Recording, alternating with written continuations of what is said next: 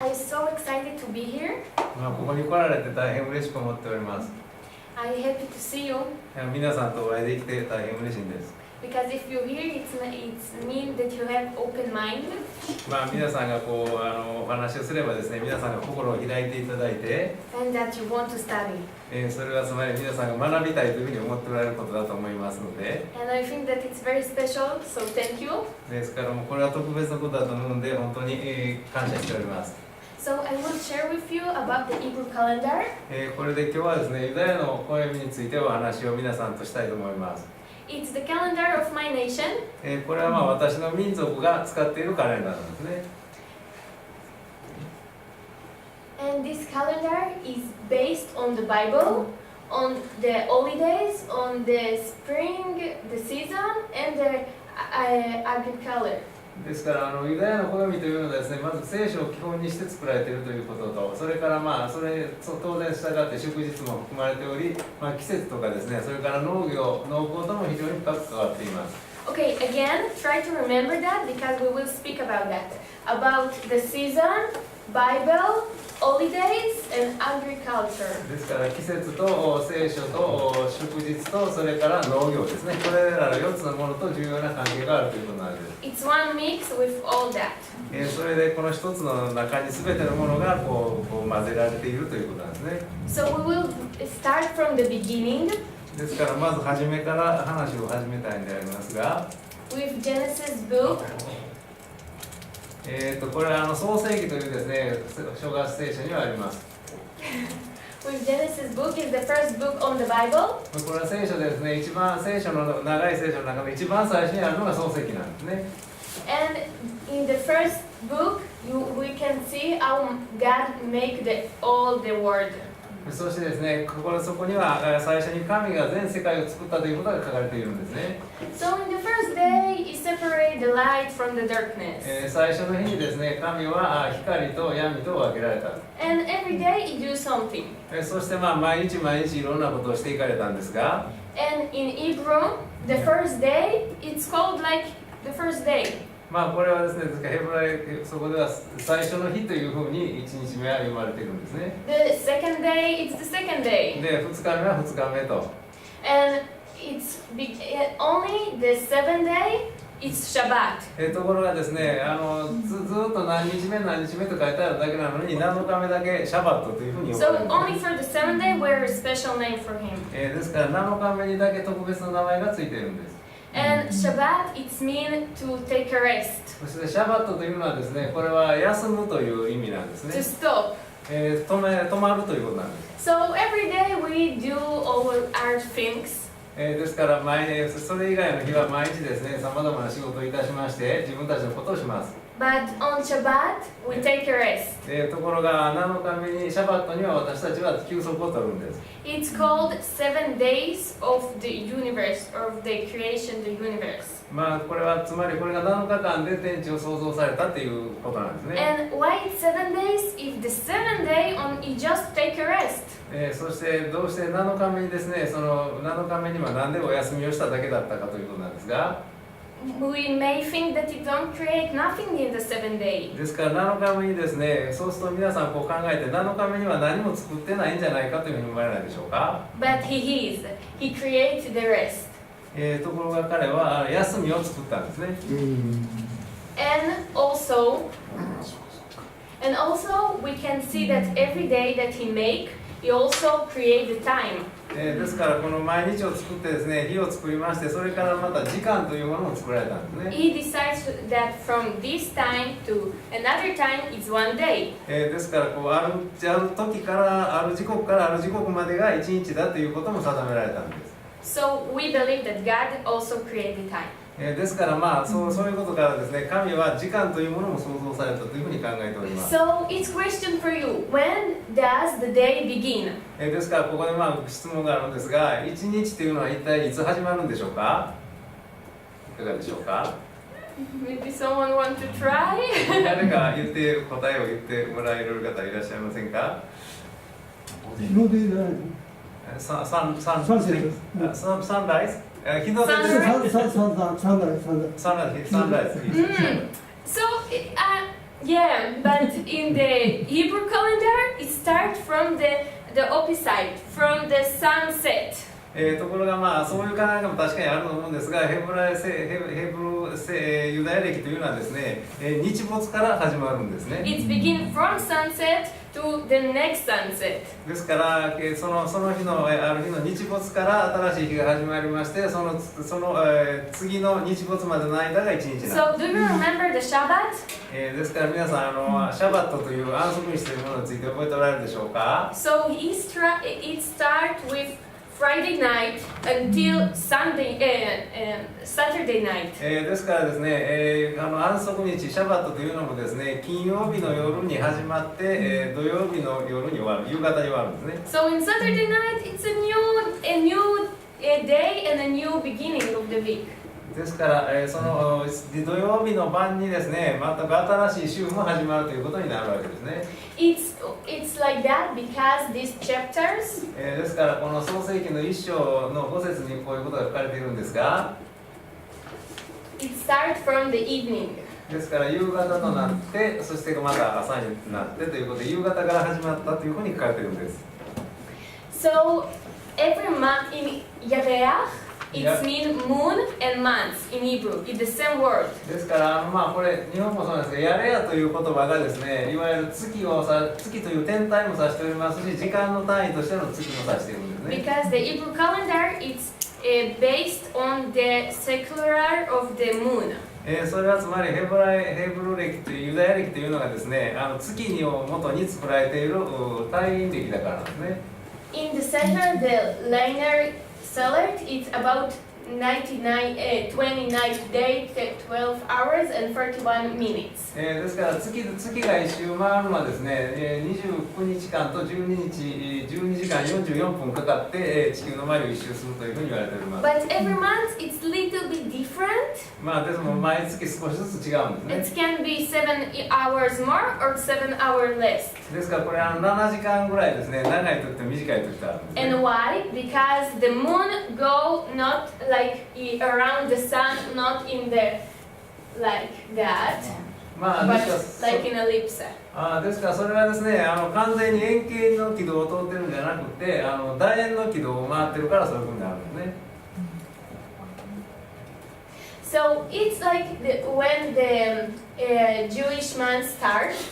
ですからこの月が細いですね、この時にユダヤの月と新しいユダヤ歴の月が始まります。 And when the moon is full, so it's the middle of the month. そしてその満月になった時がちょうど月の真ん中なんですね。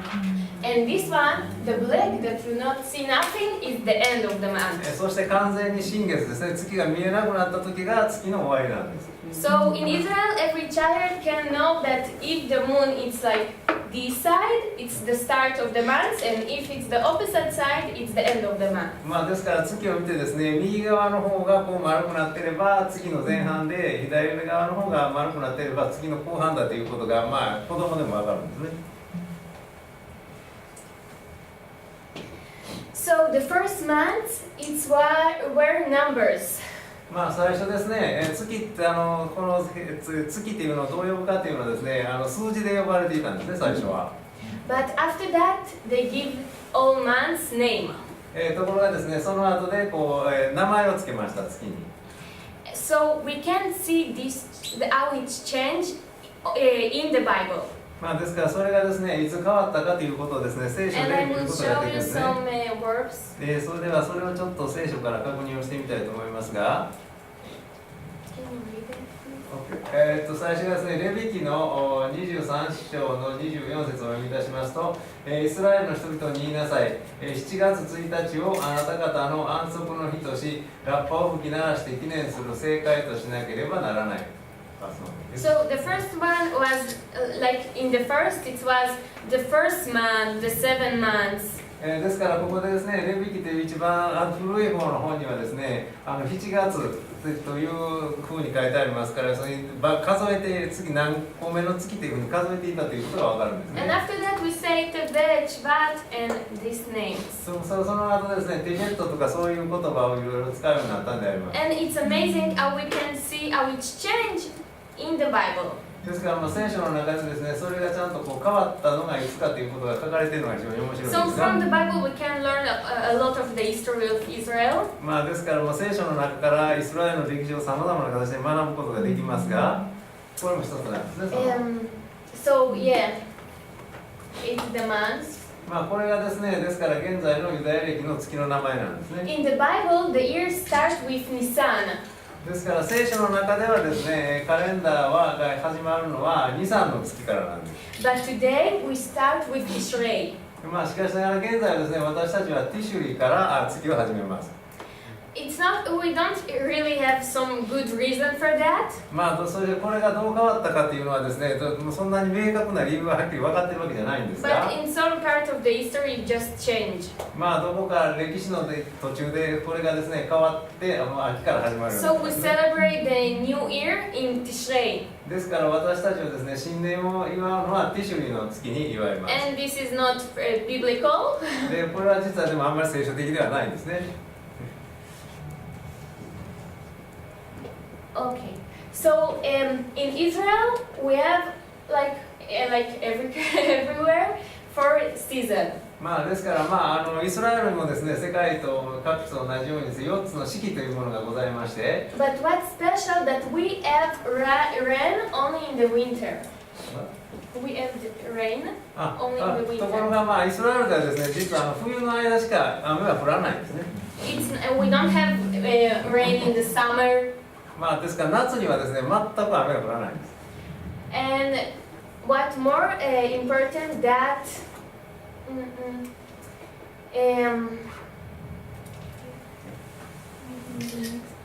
okay, we have some words that mean that Pesach have to be in the spring. そしてですね、杉越の祭りペサーというのは必ず春にあるものなんですね。But it can be some problem ところがちょっと問題がありまして、 because the months it's around the moon.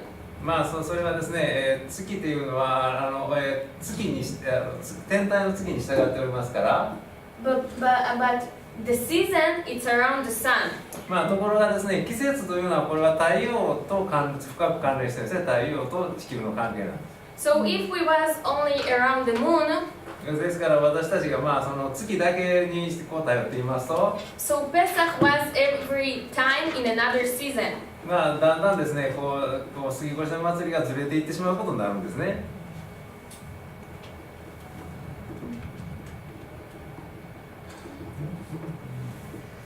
Okay.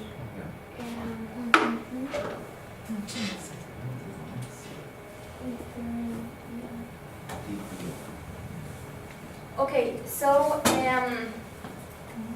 it's just about the rain. That how I said it's only in the winter. そしてですね、これ雨がですね、ですから初めの頃の雨は秋に降り始めて、春のギリギリまで雨が降りますんで、そういう雨にも名前がありまして。 And if we have a rain in Cheshvan and in Nisan, it's something special. It's like a bless for us. ですからそのヘシュバンとかニサンとかですね、そういう月に雨が降ったらですね、これはちょっと特別のことなんですが、ですからそれは祝福だというふうにユダヤ人は考えて、雨が降ることは祝福なんです。 So I would say it includes the sun, そしてですね、ここに season. 季節は太陽の影響を受けておりますので、 So what we need to do that the Pesach will be in the spring. ですからその杉越の祭りの時期が変わらないように毎年春になるようにするためには、 This is the chapter that it have to be in the spring. Can you read it, please? ですね、ここですね、あなたはアビブの月を守ってあなたの神主のために杉越の祭りを行わなければならない。アビブの月に、あなたの神主が世の間にあなたをエジプトから導き出されたのであるというこの御言葉なんですが、このアビブっていうのがこれアビブこれ、Yeah. このアビブっていう言葉がこれ春という意味なんですね。ですからこれはつまりその杉越の祭りというのは絶対に春にやらなければいけないということがここに書かれているわけです。 So in the Hebrew calendar, we have like another month every couple years.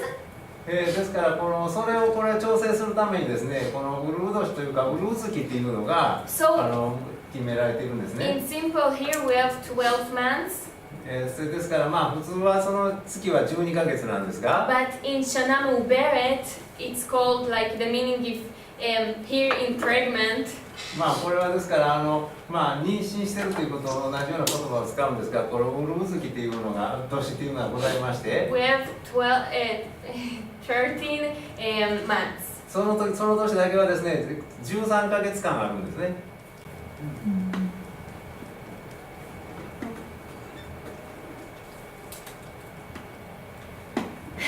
Here we can see that every month we have or 29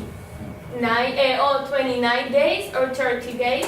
ですからこれがですね1ヶ月1年間のですね月の日数の表でありまして、それでご覧いただくと分かるんですが、大体1ヶ月間っていうのは29日か30日かどちらかになるんですね。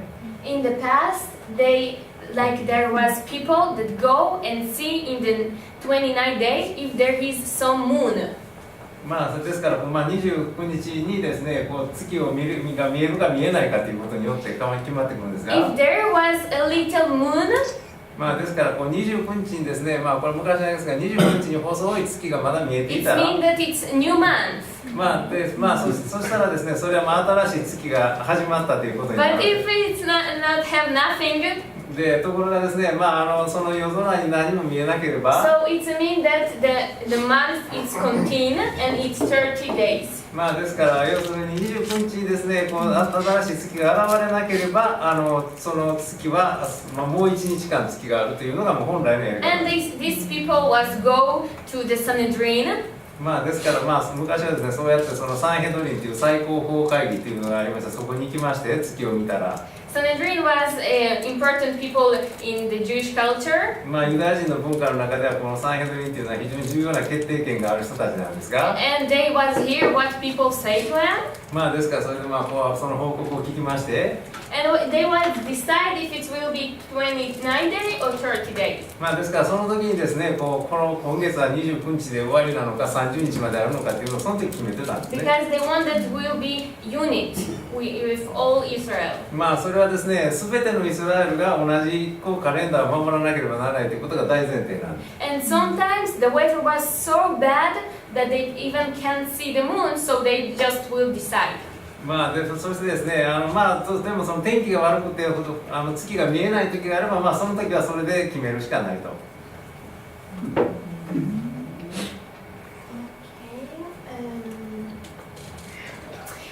We have also like Shnat Shmita.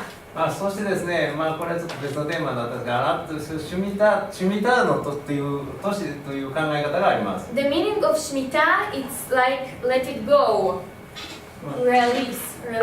そしてですねシュミターというのはですねどういう意味かと言います。これは解き放つっていうのがこのシュミターという言葉の意 And 味なん this ですね。 here we also have now in Israel. そしてこれは現在もイスラエルでやられていることなんですが、 Every 7 years we like give rest for the land to the land. これはですね7年に1回ずつ土地を休まさなければいけないという考え方なんですね。 We don't put new tree or something like that. ですからその年はですねその年は新しく種をまいたりとか木を植えたりということは一切しないんです。 And in this here they don't sell the fruit.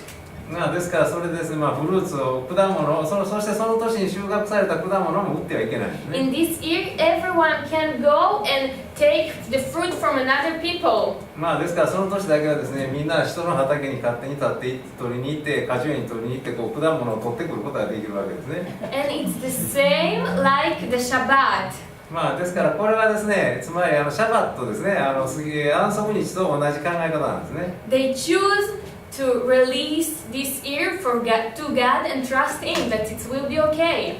そしてですねこれはですね1年間完全にその土地を開放いたしまして休ませまして、そしてですねそれでも大丈夫だという神が守ってくださると大丈夫だということを信じるということなんです。 Maybe it sounds easy, but it's not because これはちょっと簡単に思えそうなことなんですが、実際にはやってみるとなかなか不安なことでして、 because you take care of all this year is about your land.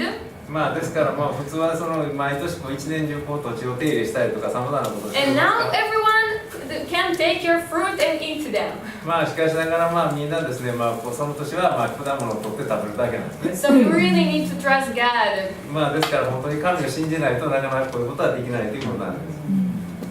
Every 50 years そしてですね、50年に一度の今回の話なんですが、 we have a special year. ここ特別の年があります。 Today we don't have that because we like lost the calculate. まあそしてですね、これはですね、まあ現在ではこの習慣はないんですが、それはですね、もうどのようにして計算したらいいかわからないからなんですね。 But in the past we have this year. まあしかしながらかつてはですね、ユダヤ人はこういう習慣を守っておりました。 So this year the ground also rests like Shnat Shemitah. まあそしてですね、まずですね、これ最初土地を休ませるというのはこれは先ほどの安息年、シュミタと同じなんですね。 All the Sabbaths are free. そしてさらにあるのはですね、すべての奴隷っていうのがですね、自由にされるんです。 So if I have like 10 selves in this here, all of them free. まあそのですね、まあ私がもし10人の奴隷を使っていたとしてもですね、その年になったら全員を解放しないといけないんですね。 And they can start a new life. まあそうするとですね、彼らは奴隷じゃなくなるわけですから、そこで新しい仕事を始めたりとか、新しい人生を始めることができる。 And it was part of the Hebrew calendar. まあこれもですね、いわゆるユダヤの暦の中の一つ And の also ことなん something ですね。 special that in this year all the land go again for like who is like the original owners. まあそしてですね、もう一つこれ特別なことはですね、例えばこう土地の売買をしたりして人の所有になっていた土地もですね、このヨベルの年には本来もともとその土地を持っていた所有者に返さないといけないんですね。 So it's something special. まあこれは本当に特別なことなんです。 So this is the alphabet of Hebrew. まあこれはですね、まあヘブライ語の一つの数字の書き方なんですね。 And every have a number. まあそしてですね、すべての文字はですね、数字でもあるんです、ヘブライ語では。 And we calculate our here also in this way. まあそしてですね、計算もこういうことを使ってやる場合があるんですね。 So today this here is Atashat. これハシュアットって今これは言葉として読んだら読みなさい。これがですね、今年なんですね。 That it's from here. まあつまりこれからこのやり方を使ってこう今年のヘブライ語の年を表すとそういうふうになるんです We ね。 don't write the hey まあそれはまあ普通はその最初の「ヘイ」っていう文字は普通はあんま書かないんですが、 because we know which hundred we are. まあそれはまあ私たちにはそれよく分かっておりますので、 So we just 400 plus. ですからまあこれだけのものを足すといいっていうことなんですね。 And we believe, the Jewish culture believed that it was the first man was born. そしてですね、これがこの5799年というのは何から来てるかというとですね、これは最初の人が生まれたというか作られたのが5799年前だと考えているんです。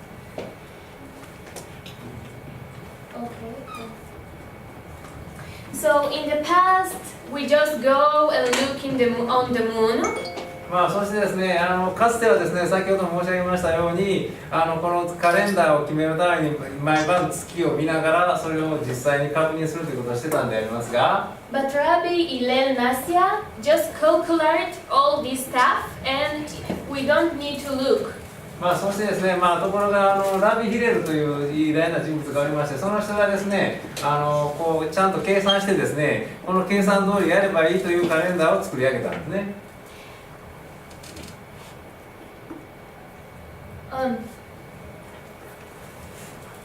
Okay, so today we have two official calculator in Israel.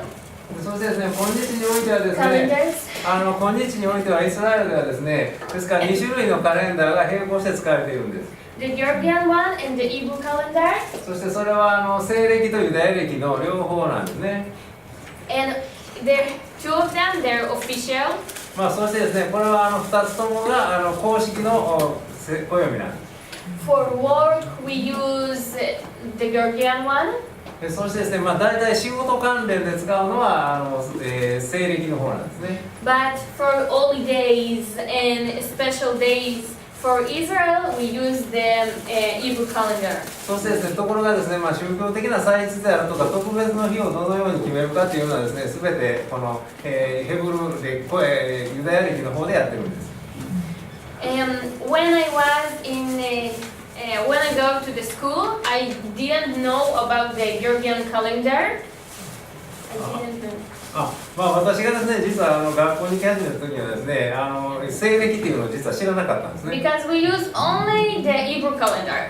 つまりそれは家庭ではヘブルカレンダーをいつも使ってるからなんですね。But in the middle school, it's changed. ところが最初の小学校の時はそうだったんですが、中学校ぐらいになったらですね、いわゆる西暦も必要になってきたと。Today, a lot of Orthodox Jews use only the Hebrew calendar. ところが現在でもですね、正統派の人たちの中にはユダヤ暦しか一切使わないという人もいるんですね。So every month we have something special. 毎月ですね、この私たちの暦には特別の出来事があるんですが、And we have holidays. そしてその中には祝日がありまして、And like from Nisan, ニサンの月には that we celebrate their Pesach, 杉越の祭りですね、ペサハをお祝いしまして、we need to calculate 49 days. そしてそこからですね、49日間を数えまして、 And after that we celebrate Shavuot. そしてですね、シャボットというお祭りがあります。And from Pesach, ペサハから、 we 杉 need 越の to 祭りから、 calculate 163 days. 163 days. 163. 163日目ですね。こう数え And まして it will be the new year, the Hebrew New Year. そしてですね、これが現在のユダヤ暦の新年になっているんですね。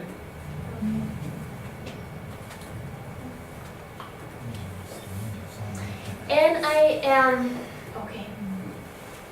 You know this idioma Zicamón? Okay. So we have the Yom HaZikaron.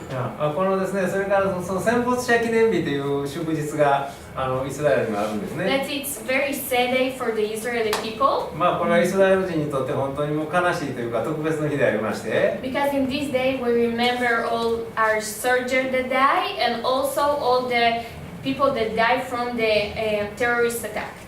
そしてこの日はですね、イスラエルのために、ね、亡くなっていった多くの兵士たち、それからテロ行為とかで命を失った人たちのためのことを思い起こす日なんです。 And because in Israel, everyone knows someone that happened something like that in his family. そしてですね、大体イスラエルではどこの家庭の中にもですね、そういう戦争で亡くなった人とかテロで亡くなった人というのがですね、大体一人ぐらいおりますので。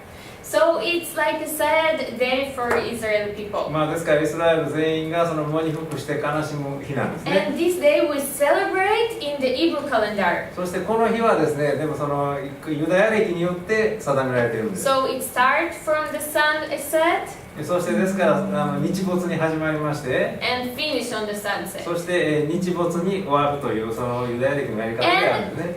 There is only 1 minute that separates from the most sad day to the most happy day for the Israeli people. そうしてですね、このイスラエルではですね、この最もその悲しい日とですね、それから最も嬉しい日が実はつながっているんですね。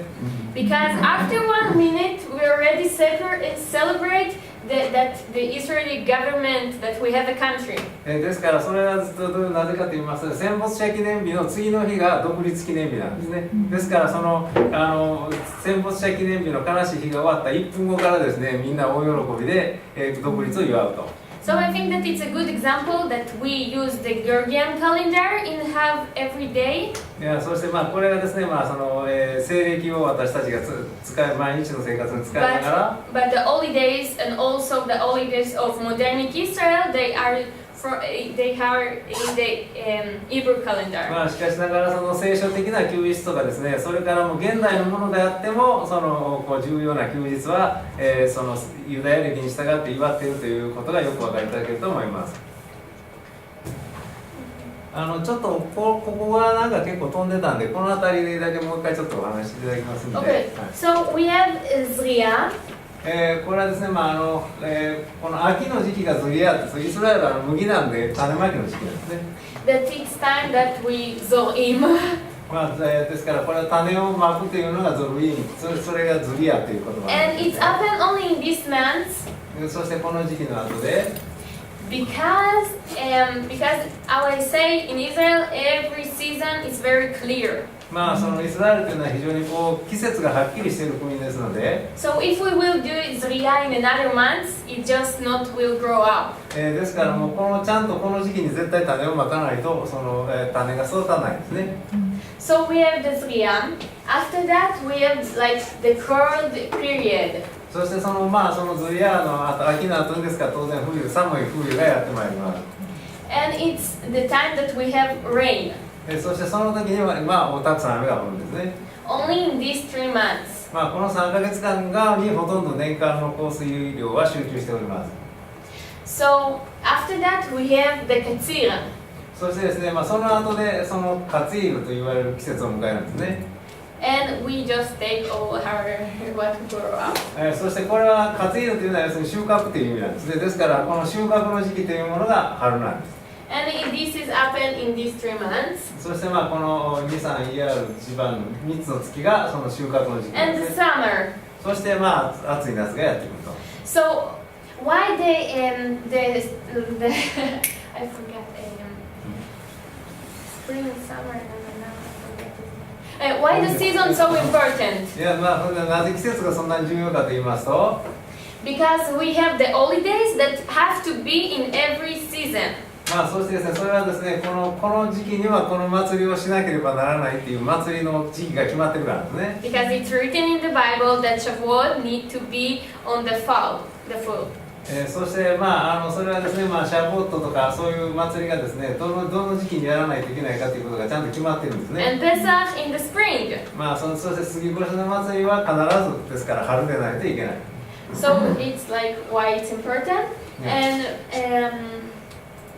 And how I said that if there is rain in Nisan そしてもしですね、2、3の月に雨が and 降っ in て the Cheshvan, そのマルヘシュバンとヘシュバンですね、シュバンの月とか、それから2、3の月に雨が降るというのは、 so for us it's a bless here from God.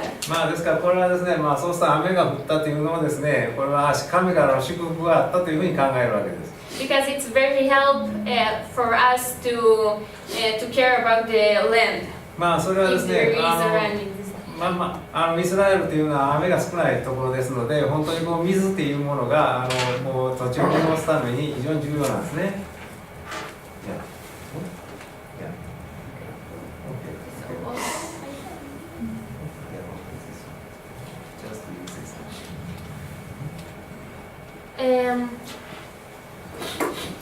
So yeah, I think that it's interesting because I don't know what tradition here in Japanese you have like yore the you have this one or what you have there? Actually, this is written autumn rain and spring rain.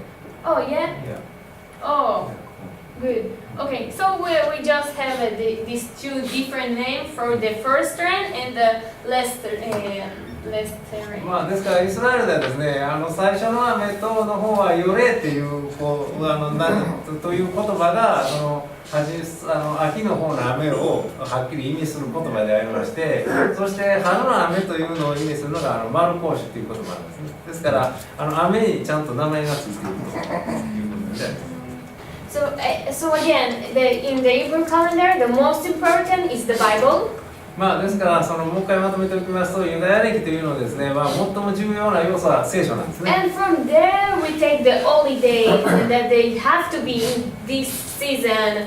And of course that it have connect to agriculture. そしてですね、まあこの聖書からですね、いわゆるルールに従って祝日、どの祝日をまあ決めてる日が決まるわけでありますが、祝日というのは特定の季節に必ずないといけないということになるわけですが、まあそれはつまりそういいやつです。つまりそれはつまり季節ともつながっているということなんですね。So for Jewish, for me.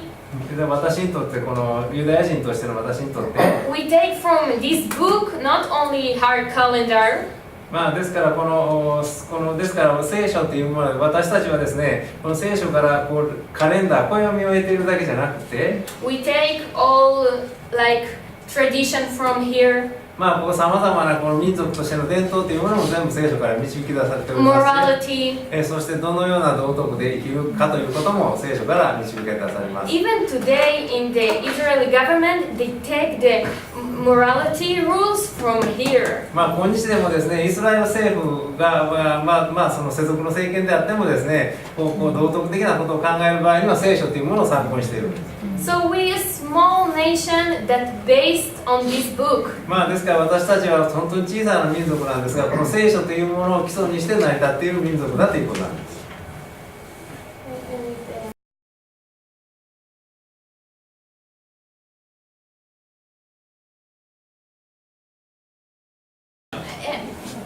In Israel, we celebrate the Shabbat. Yeah, we have this day.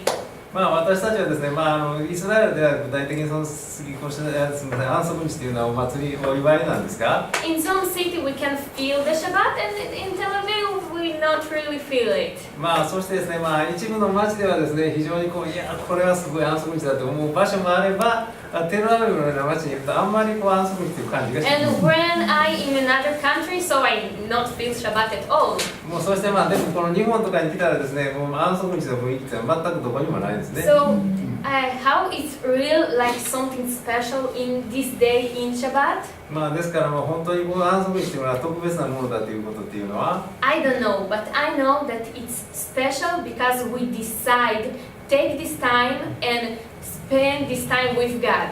まあですからでもそれはですね、私はその深い理由はわからないけど、とにかくその一日っていうものをですね、神と共に一日を過ごそうというふうに決めたということが理由だということはよく分かっています。And your Japanese work so hard. まあ日本人っていうのは本当によく働かれる人たちですの So で、 you even more need the Shabbat than us. まあ多分イスラエル人より皆さんの方が安息日シャバットが必要なんじゃないですか。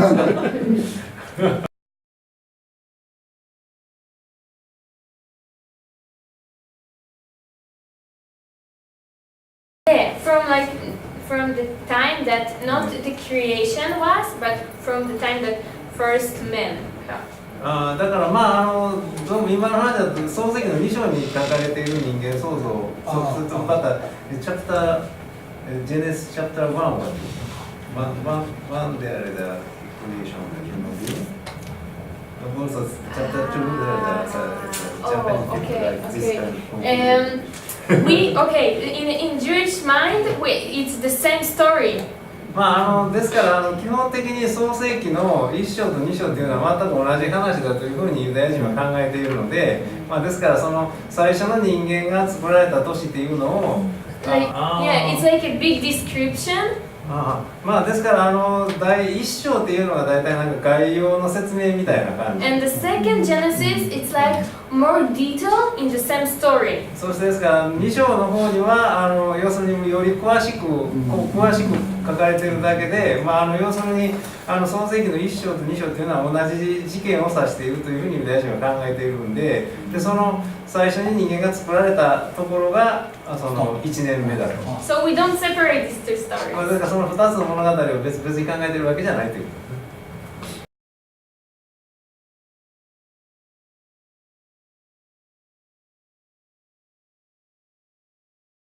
です。So I will go a little bit like, okay, Pesach. でちょっとその前に杉越の祭りの話から始めようと思いますが、 The first Christian was celebrate the Pesach because Jesus died in the in the midnight Pesach. これはユダヤ人たち、最初はですね、クリスチャンの人たちもユダヤ教の杉越の祭りと同じ日を同じように祝っていたんですよね。それはイエスが杉越の祭りの時に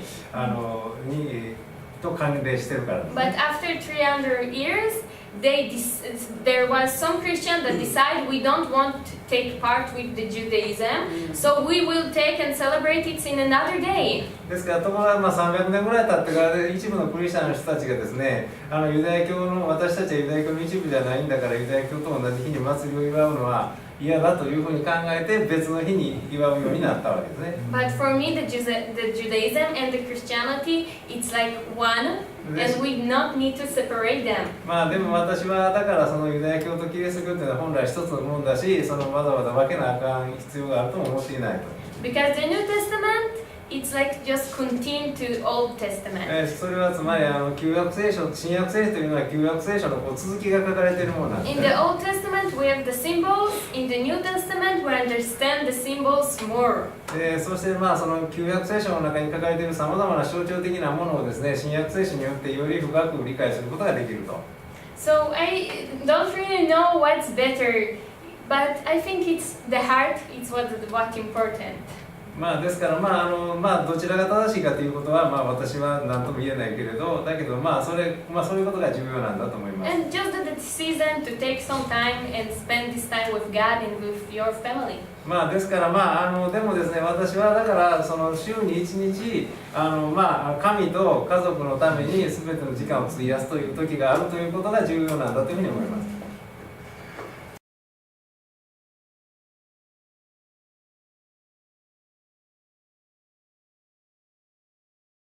Today in Israel we don't have that. How to say? 私が言うたようにですね、まずこの現在この習慣は守られていないんですね。はい、But in the past this was very important here. しかしながらですね、これは非常に重要な行事だったんですね。Like all Israeli country was like separate to Shvatim. ファミリー。Yeah. それはなぜかと言いますとですね、イスラエルの土地というのはですね、結局この全ての土地が個々の家族に割り当てられてたんですね。So like there is Benjamin, they was in some part of Israel. Judah was in another part of です Israel. から例えばベンジャミン族はそのイスラエルの一部のこの場所って決まってまして、ユダ族はこの場所というふうにで、ここの民族にまず部族ですね、部族に場所が氏族に場所が分け与えられておりまして、 And we can see that Joshua like was decide which family where she will be. ですからヨシュア記のところにですね、どの民族がどの場所を取ってその民族が取った場所の中のどの場所をどの家族が取ったかということのものになったかということが書かれています。 So in the past, if I was from Ephraim and he was from Benjamin, ですからもし私がエフライム族で、こちら彼がベニヤミン族といたしま I すと、 can buy part of his land. そうしますとですね、そのエフライム族の人がベニヤミン族の土地を買うことは本来できないんですね。 But in Yuval here, it's gonna be back for his land. ですからそういうことがあってですね、ところがそのヨベルの年が来ればそこでその土地を全部返すわけですから。And in the same here, like maybe I have a lot of silver, sorry. そしてそこで例えば奴隷がたくさんいたといたしましても、 But in this here, everyone is free.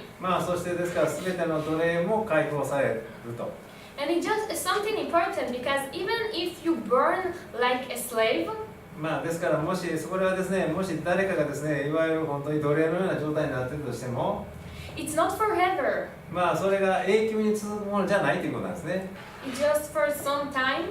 ですからある時が来れば、 And in Shnat Yuvel, ですからこの場合はヨベルの年なんであります you が、 will be free. そしたらですね、ヨベルの年が来れば必ず自由になれるという希望があったんですね。 So it's not matter like your socioeconomic status. ですからある意味で言うと非常に経済的に状況が悪くなっても、 You have hope. どんな人でも必ず希望を持って生きることができたと。 And like in the same like Shnat Shmita, that all the land is not そして Just take a rest. それからこれは安息年と同じなんでありますが、その土地もすべての土地が休むことができた。And everyone can eat your fruit. そしてみんなですね、そのフルーツを好きなだけ食べる。これはレビキっていうその聖書の3番目の書のですね、これ25章の8節からですかね。あなたは南息の年を7度、すなわち7年を7回数えなければならない。安息の年7度の年数は49年である。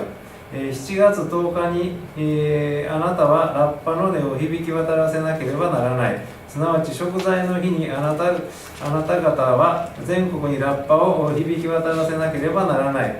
その50年目を性別して国中のすべての住民に自由を触れ示さなければならない。この年はあなた方にはヨベルの年であって、あなた方はおのおのその所有の地に帰り、おのおのその家族に帰らなければならない。その50年目はあなた方にはヨベルの年である。種をまいてはならない。また自然に生えたものを刈り取ってはならない。手入れをしないで結んだブドウの実は摘んではならない。この年はヨベルの年であって、あなた方に聖であるからである。あなた方は畑に自然にできたものを食べなければならないということで、ここに聖書に実際にですから自由を得させるというのが奴隷を解放するという意味で、あなたの場所に帰らなければいけないというのが土地を返さなければいけないということです。So all we can see here, it's like every 7 year of Shnat Shmita. ですからそのうちの最初の7年というのはこの安息年なんですね。And Shnat Shmita, it is every 7 years, so 7 and 7. Like. ですから7年間のその安息年を7回繰り返すという7のかける7という。So together it's 39. ですからこれで合計7かける7で49になりますね。 In the start of50 years, it's like all that. ですからその50年目の始まりがその次の年の始まりがヨベルの年になる。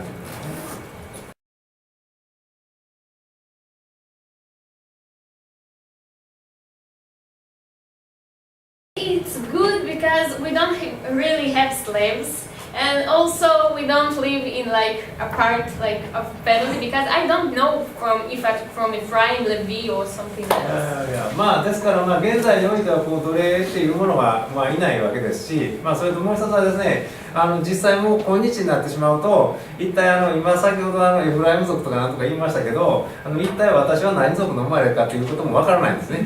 But in Judaism there is some belief that the Messiah will come and will king of the world in Shnat Yuvel. He will like come and in this year. そしてですね、これはところがですね、これはそのユダヤ教の中の信仰では、そのメシアがもしやってきたら、その時に彼がこのヨベルの年を行うという。But today they don't know which year it can be, so. ですから今のところはでも残念ながらか何か分かりませんが、とにかく分からないので、ヨベルの年を守ることはできない。これ結構クリスチャンの中でもね、いつがヨベルの年かっていうのは。And I believe that maybe Jesus will come in Shnat Yuvel. Come back. ですからそのひょっとしたらメシアがイエス様がもう一回来られる時はヨベルの年なのかもしれないです。それが。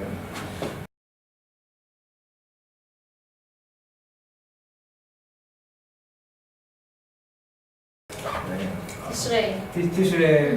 だからそのティシュレイの月のティシュレイファーストって言ったらファースト。ティシュレイファースト。だからそのティシュレイの月っていうのがだから1年間のあれなんですね。現在はこのティシュレイの月が、ほんでティシュレイの月のっていうのはそうファーストデーオブティシュレイザデイオブトランペット。トランペット。Yom HaShoah. Tishrei and also Yom Kippur. Yeah, two of them. Yeah. And the day to blow shofar is Tishrei. Oh, yeah. だからそのティシュレイの次の1日にだからその正解を開きなさいというのが聖書に書かれていて、ショーファーを鳴らすっていう。でこれがだから現在では神殿だと考えられる。Like as we can see in the Bible, that there is not really meaning for this day. There's not an explanation. It's just called Yom Teruah. ですからこれヨンテルワって言って要するにラッパを鳴らせと書いてあるだけでこの日にどんな意味があるかということが全然聖書には書かれていないんですね。 So I think that for Jewish it was a little bit hard to celebrate something without understand the meaning. ですからユダヤ人っていうのはですね、大体ちょっと理屈っぽい民族なので、なんか理由が分からずにお祝いをしろって言われても困るんです So they just create something, yeah. でそこで何かが必要なんでそういうことを考えたんじゃないかと。So also I think it's connected to Yom Kippur because judgment idea. Yeah. あとだから今ちらっと言ってたのは結局だからユダヤ人っていうのはだから裁きっていうののだからヨムキプールの日になんかこう1年間の通信簿みたいな形で裁きが決まってるっていうことがあってその期間が10日間あるのでそういうことも関係してるんですね。Elul, like for it's months that we like חוזרים בתשובה, like you know what it's like time that we pray to God and ask Him to forgive us and ですから現在ではですねこのエルルの月っていうのがですねいわゆるこう過去1年間振り返ってこう反省して神に対して祈り始める時期なんですね。 because in Israel we have Yom Kippur that is Judgment Day. でそしてですねこのティシュリの次の10日というのがさっき言ったヨムキプール大食材日というやつで、その時にこう1年間の決算をすると。So there is some like logic about now we go pray and ask God forgive us and we start a new year. Yeah, it's like there is some logic.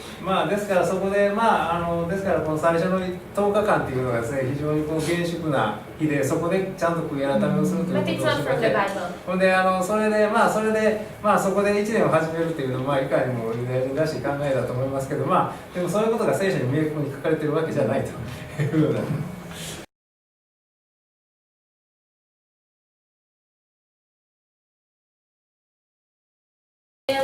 So Friday at the morning we are very busy. 金曜日からなんじゃないですね。金曜日の朝から忙しいんですね。We run and buy a lot of things for Shabbat evening. っていうのはまず買い物なんですね。買い物で金曜日の晩とか要するに1日分に食べるためのものとかの買い物全部済ませまして。In this day also most of the soldiers come back to his home. でそしてですね兵役に行っている若者たちもですね必要な人を除いてはみんな家に帰ることができるんですね。So you really feel like the atmosphere of run and buy things. ですからもう本当にみんな焦ってですね焦って買い物に走り回ったりすると。But something like 4 o'clock. ところがなんか4時頃になりますと。The mom and all the family already cook everything. 大体ですから4時頃までにはこの料理とかも大体みんな済ませるんですね。ですから翌日丸1日分までの料理を全部済ませまして。And you start to feel like it's become more claim. ですからだんだんこう要するに朝はもうからその4時前までもうテンションいっぱいあったのがそこからカーッとこうだんだんこう落ち着いていくと。So in religious people in Friday evening they go to the Beit Knesset, to the synagogue. そして宗教的な人はですね金曜日の夕方になったらみんなシナゴグに行きます。And after that, 教会みたいなものがありますね。はい。And after that all the family and the friends come together. そしてお父さんとか息子さんとかがこうシナゴグに行って帰ってきたらそこでもう一族全員が集まるわけですね。And they have a special blessing for this day. そしてそこでですね最初にしばらくこう特別その食事の前に特別の祝福の時間が持たれまして。We bless the wine and the bread, the challah. そしてワインとかですねそれからハラーっていうのは安息日用の特別な三つ編みにされているパンがあるんですがそういうのを祝福いたしまして。Challah is the same like a bread, just more tasty and more special only for Shabbat. ちょっと特別なパンなんです。味もハラーの方が美味しいと言ってるんですが。And we thank God that we have time to rest. そしてもう一つ重要なのはその休息の時を与えてくださった神に感謝するっていうこの祈りみたいなのが入ってると。And after that, we eat all the family together with friends. そしてそのみんな集まってる人でですね、みんなでこう食事をするんですね、一緒に楽しく。And religious people, they don't even offer. それですね、宗教的な人はですね、この電気を切ったり入れたりしたらいけないというのこれが結構面倒くさいんですが。Because they don't want to work at all. そしてそれ彼らはその全く働かないようにするということが非常に重要なんで。But for another people, they do that and just have their way to be rest. そしてですからその宗教的な人は電気を消さないとか非常に細かいルールを守られるんですけど、でもこう自分たちなりのやり方で休息をすればいいというふうに考えている人も多いんですね。And how you see if every week all the family go together, that the family in Israel is very important. ですからイスラエルというのは家族というものが非常に重要なので、ですからこういう時にも必ず家族が集まるということをします。Spend time together. そして一緒に時間を過ごしまして、sing together song of Shabbat. そして安息日の中にはですね、いくつか歌がありますので、それをこうみんなで一緒に歌うんですね。And of course speak and argue because we have to. We are Jewish. ユダヤ人なんでですね、必ずですね、もうどんどん喋り合うし、議論にもなるんですね、必ず。But it's part of Shabbat. しかしながらこの激論を交わすっていうのもシャバットの一部だと。大体そんな感じですね。So until the evening of the. Yeah, like there is every day it's from sunset to the next sunset. だからつまりその先ほども言いましたように一日というのは日没から日没までなんで。But we want to be sure that Shabbat already finished. ですからでも確実にこうシャバットが終わってるかどうかっていうのが問題なんですね。So we wait 1 hour more. ですからこれ始まる時もそうなんですけど、1時間余分に休みます。日没からの時間から1時間余分に休みます。And if you really want to be sure.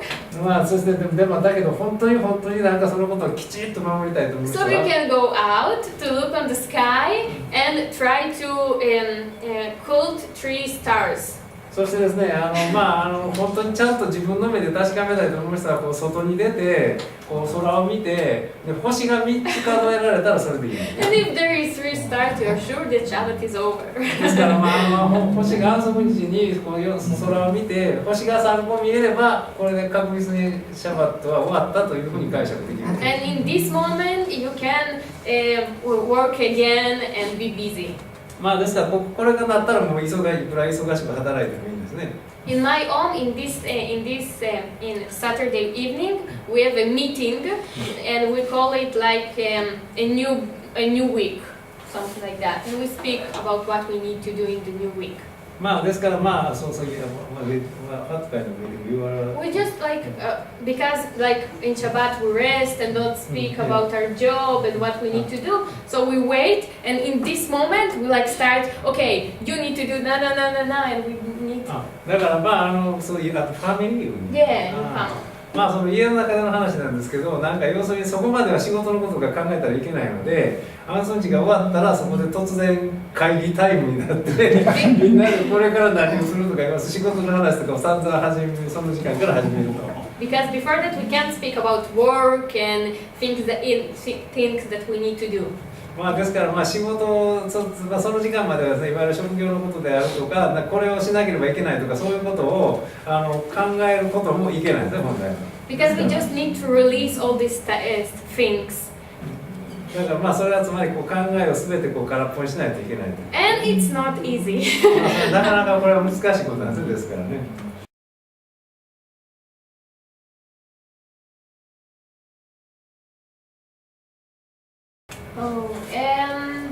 It's complicated. これちょっと非常に複雑な問題ですね。But basically, 基本的には there is sometimes we feel like stress between us. まあつまり時々こう、まあ、非常に緊張感みたいなものを感じる時もあります。But it's especially and in Jerusalem. まあそれ You は feel the stress. まあエルサレムでは結構そういう雰囲気が結構強いんですね。 And it's in some time that we have like terror attack or something like that. まあそれとかですね、まあいわゆるテロ攻撃があった直後とかいうのはやっぱり基本的にすごく緊張が高まってそのお互いの関係が悪くなるんですね。There, from the both side, there is people that want peace. まあ両方どちらにもですねお互いに平和を望んでいる人がたくさんいることは間違いない。And from the both side, there is people that just want to fight. まあしかしながらまあどちらの側にもですね残念ながら争いたいという人もいるんですね。But because I'm a Messianic Jew, まあ私はまあメシアニックJewイエスを信じておりますので。so we have worship time together, the Palestine believers and us. まあしかしながら私たちはですねですからパレスチナ人のビリーバーたちと一緒に礼拝をしたり賛美をしたりする時を持っております。And there we can feel the unity. まあそういうところでは本当になんか一致を感じられるんですね。And even that all the situations so complicated, we have one God that make us to be together. まあしかしながらまあそのどんなに困難な状態になってもですね私たちにはその私たちを一つにつなげてくださる神がいると。And politics, it's very important, but there is things that more important. まあつまり政治的なことっていうのもそれはそれなりに重要なんですが、まあそれよりもっと重要なことがあると。So I don't know if there is some solution for all this situation. まあこれについてですねどんな解決策があるかというのは私も全くわからないんですが。But I believe that one day when Jesus will come back. まあしかしながらまあある日イエス様が帰ってきて。So will be a real peace. まあそこで本当の平和が実現するという日が来るというふうに信じています。It's complicated because a lot of Palestinian people they can speak Hebrew and also can speak Arabic, Hebrew and English. Yeah. So we not really have some, and they live that like in different place. So we don't have interaction with them, and it's problem. And we have. まあだからお互いにやっぱり関係がすごく少ないっていうこともあってなかなかうまくいかないこともある。And how school is separate. まあそれとかまあ学校とかから基本的に分かれてるんですね。まあこれはつまりイスラエルの中でもアラブ人が行く学校とユダヤ人が行く学校とは基本的に違います。So I think that we need like to learn together in the same school from young age, and it can be changed. まあだからそれが例えば一緒に同じ学校に通って学ぶようになればそれで多分ちょっとそれで喧嘩の可能性があるんじゃないかと。Because now for many of us we like feel like stranger. Like I don't know you, you don't know まあだから me. お互いに相手がこうなんかよく知らないんでもういわゆるなんか外部の人みたいな感じになってるんですね。But in my school we have like Arabic students and Jewish students together. In my when I was in the school. まあ私が昔学校にいた時はですねその同じ学校の中にアラブ人の生徒とmore Jew, but there was Arabic. だからまあユダヤ人の方が多かったけど結構そうであらメニアラビックス。Not so many, but like 29%, something like that. だから要するにまあ29%だから、3割ぐらいがアラブ人の生徒という学校に行っていたんですけど。But it was very special. It was only in my class. つまりその1個の自分がいてたクラスだけがアザークラスですよね。On Jewish, yeah. Only Jewish だからその一つの学校の中の1個のクラス彼女が行ってたクラスだけがアラブ人の人が3割ぐらい入ってたんで他のクラスは全部ユダヤ人だったんだそうです。But our relationship was very good. まあでも私たちはとてもいい関係ができたんで。So it depends where you grow up, which city, and だからどういう場所で生まれてどういう環境で育ったかということによって大きく左右されるんですね。And I hope to study Arabic because I want to speak with them and know them more. だからアラビア語もですね、できれば学んで彼らともっと交流したい。だからそうイスラエルでアラビック and Hebrew is both official language. So They what? Official language. だから要するにイスラエルっていうのはアラブ人の市民がいるので、アラブ語とそれからヘブライ語っていうのが両方とも公式の言語になってるんで、ですからその教育もだから普通はアラブ人の子供はアラブ語で教育を受けて、イスラエル人のユダヤ人の子供はヘブライ語で教育を受けるということになってるんで、だからもう学校から違うんですよね。And also there is some Arabic that serve in IDF. それとかアラブ人でも今一部ですね、国防軍にちゃんと従軍をする兵役に就く人たちも出てきていると。So it's not everyone, but there is. みんながそうなってるわけじゃないけど、徐々にそういう人たちが現れてきているということですね。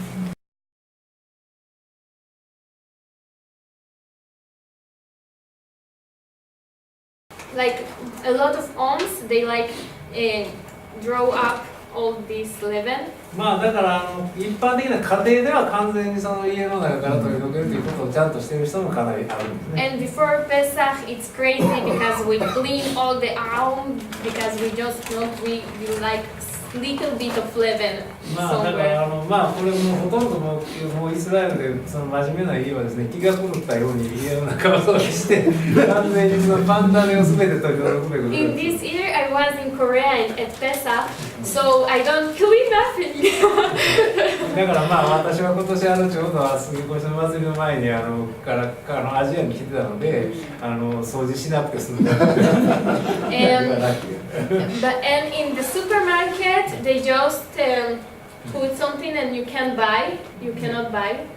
それでもですね、完全に例えばもう街から残していくことは不可能で、例えばスーパーの商品の中でスーパーの中にでもペサハに適合しない食品っていうのがあるんだけど、そういうのは大体棚をカバーして買えなくしてしまうということで対応してるんですね。And there is Israeli law that you can sell leaven at Pesach. There is law that you can't. だからイスラエルではだからだからイーストの入ったものを杉越の祭りの間には売ってはいけないという法律がある。But in Tel Aviv it's don't happen. They sell pizza and all this stuff. 大体テルアビブの人はですね、ラジカルなんでもうピッツァでもパンでも何でも売っているという状態です。But it's only in Tel Aviv. これはでもテルアビブだけの現象なんですね。それじゃあ、終わりたいと思います。本日はありがとうございました。